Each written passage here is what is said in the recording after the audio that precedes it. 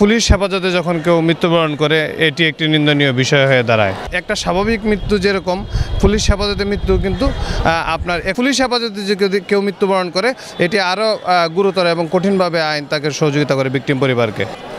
দেখুন, মৃত্যু একটি আপনার অনিবার্য বিষয়।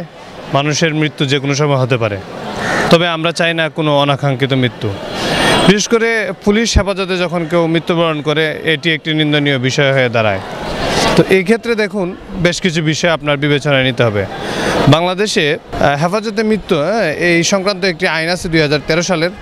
অর্থাৎ কেউ যদি কোনো ডিপার্টমেন্টাল হেফাজতে থাকে, আইন আদালতের কোনো হেফাজতে থাকে, সেক্ষেত্রে যদি যে সংস্থার অধীনে থাকবে, অর্থাৎ যদি পুলিশের কাস্টডিতে থাকে, জেল হাজতে থাকে, সেক্ষেত্রে যদি কর্তৃপক্ষের কোনো দায়িত্বহীনতা, কর্তৃপক্ষের যদি কোনো নির্যাতন কিংবা যদি অসুস্থ হয় তার যদি সঠিক চিকিৎসা না করায়, অর্থাৎ এমন কোনো মৃত্যু যেটি হচ্ছে দায়িত্বহীনতা এবং মানে আইনগত লায়াবিলিটির বাইরে যদি সেরকম কোনো মৃত্যু হয়, সেক্ষেত্রে কিন্তু অবশ্যই এটি একটি অপরাধ।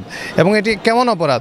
যদি কেউ মৃত্যুবরণ করে হেফাজতে, সেক্ষেত্রে কিন্তু তার বিরুদ্ধে 302 ধারা দণ্ডবিধির আপনার এলিগেশন নিয়ে আসা যাবে। এবং যেহেতু একটি আইন আছে, ওই আইনেও বেশ কিছু আপনার ধারা আছে সুনির্দিষ্টভাবে, সেইভাবেও কিন্তু মামলা দায়ের করা যাবে। তবে এই ক্ষেত্রে সবচেয়ে গুরুত্বপূর্ণ যে বিষয়টি হচ্ছে সেটি হচ্ছে কীভাবে মারা গেছে, এই বিষয়টিকে আপনাকে আগে আপনার সুনির্দিষ্টভাবে এটাকে এস্টাবলিশ করতে হবে। এজন্য ভিকটিম পরিবার চাইলে আপনার কোনো নিরপেক্ষ তদন্ত সংস্থা দ্বারা এটাকে তদন্ত করাইতে পারে।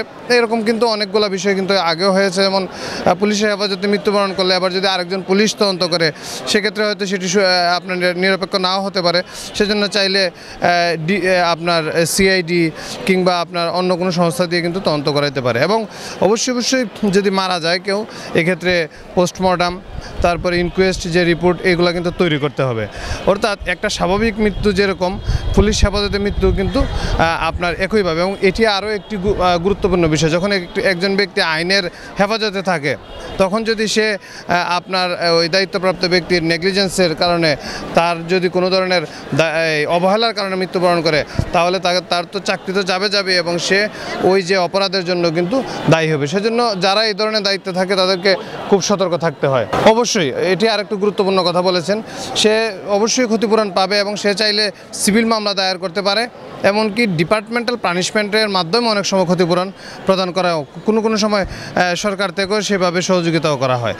সব ধরনের সুযোগ সুবিধা আছে, পুলিশ হেফাজতে হোক, স্বাভাবিক হোক, বরং পুলিশ হেফাজতে যদি কেউ মৃত্যুবরণ করে এটি আরও গুরুতর এবং কঠিনভাবে আইন তাকে সহযোগিতা করে ভিকটিম পরিবারকে। দেশে দেশে সবার সাথে দ্য নিউজ।